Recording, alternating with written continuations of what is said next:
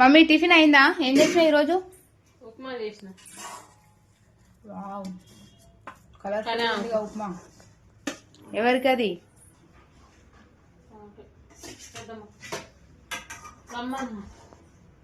అయ్యో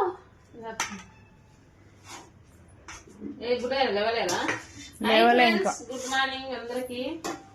టిఫిన్ చేసిరా? మాదైతే ఈరోజు టిఫిన్ స్పెషల్ ఉప్మా చేసినాం. ఈరోజు ఉప్మాకు